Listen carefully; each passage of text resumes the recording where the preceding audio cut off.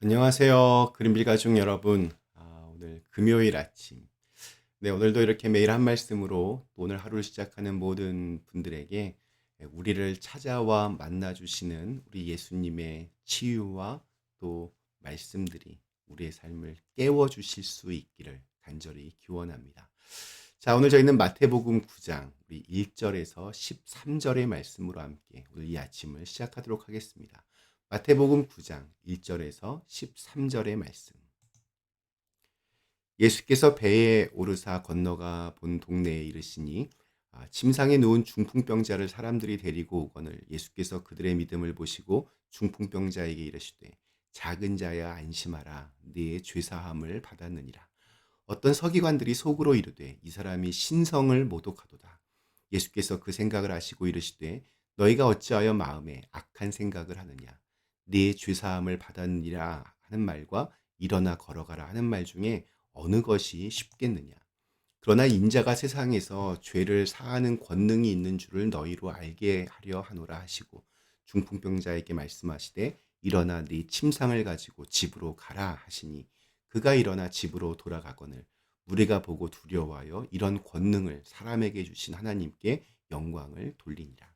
예수께서 그곳을 떠나 지나가시다가 마테라 하는 사람이 세관에 앉아 있는 것을 보시고 이르시되 나를 따르라 하시니 일어나 따르니라. 예수께서 마태의 집에서 앉아 음식을 잡수실 때에 많은 세리와 죄인들이 와서 예수와 그의 제자들과 함께 앉았더니 바리새인들이 보고 그의 제자들에게 이르되 어찌하여 너희 선생은 세리와 죄인들과 함께 잡수시느냐. 예수께서 들으시고 이르시되 건강한 자에게는 의사가 쓸데없고 병든 자에게라야 쓸데 있느니라. 너희는 가서 내가 긍휼을 원하고 제사를 원하지 아니하노라 하신 뜻이 무엇인지 배우라. 나는 의인을 부르러 온 것이 아니요 죄인을 부르러 왔노라 하시니라. 아멘. 네, 우리 오늘 읽은 말씀에는 똑같은 구조를 가진 두 가지의 사건이 등장합니다.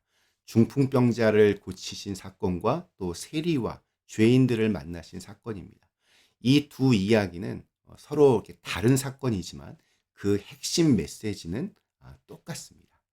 그리고 오늘 말씀을 이해하기 위해서는 이 사건들에 등장하는 세 종류의 사람들을 살펴볼 필요가 있습니다.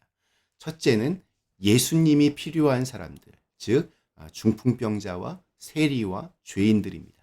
둘째는 이들을 만나시고 또 치유해 주신 예수님.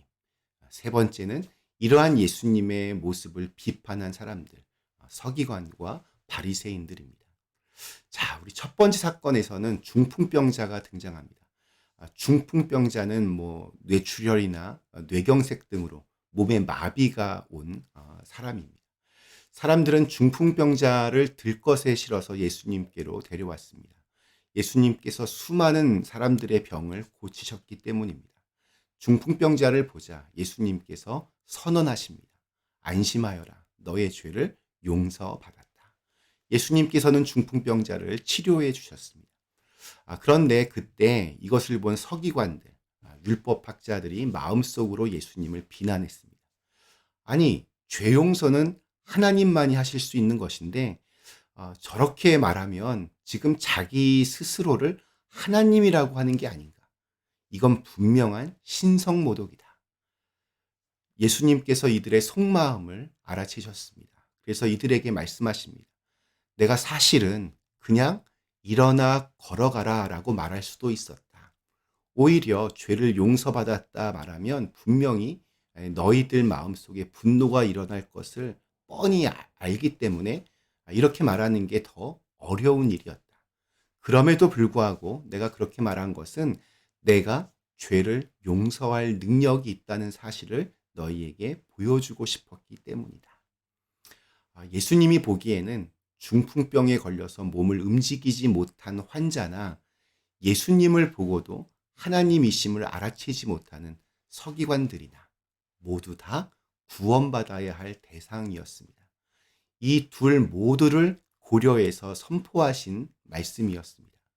그러나 중풍병자만 몸이 나아서 자기가 들고 왔던 침상을 들고 집으로 돌아갔습니다.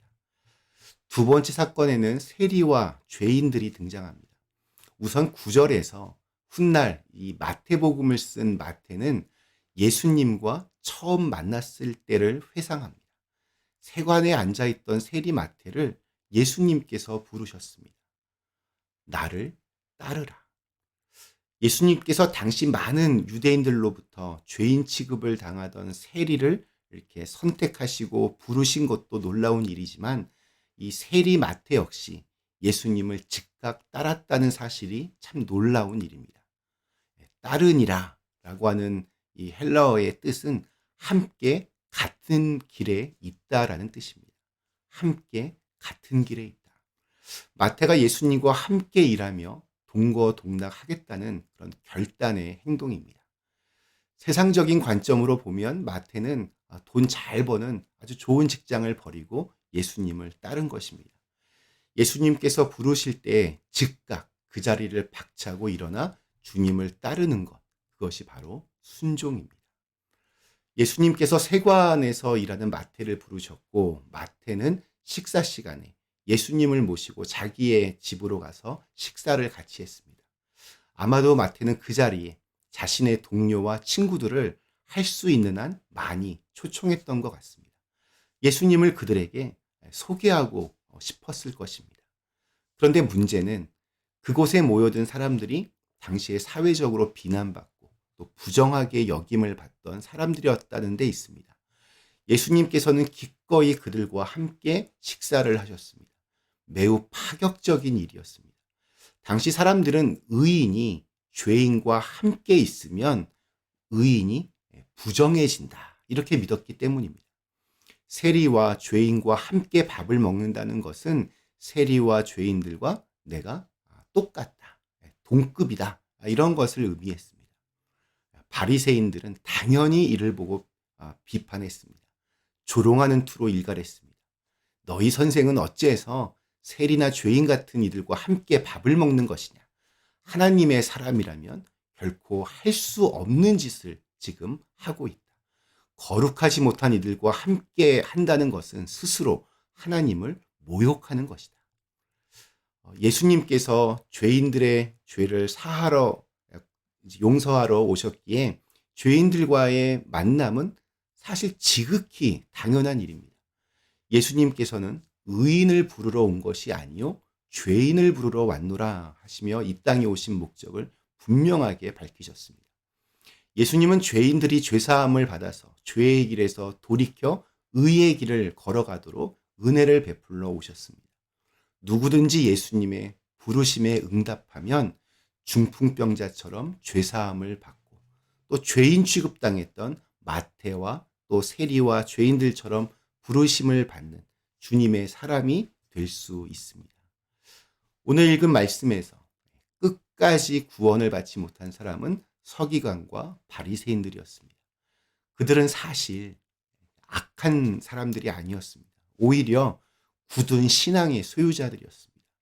그들은 율법을 목숨과 같이 귀하게 여겼고 하나님의 뜻을 따르기 위해서 온 삶을 헌신했습니다. 그러나 그들은 정작 하나님이신 예수님께서 이 땅에 오셨을 때 그분을 알아보지 못했습니다. 왜 그랬을까? 그들이 사랑을 잃어버렸기 때문입니다.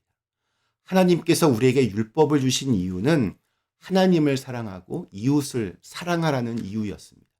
그러나 이들은 그 율법 조항에 얽매인 나머지 마음에서 사랑을 잃어버리고 말았습니다.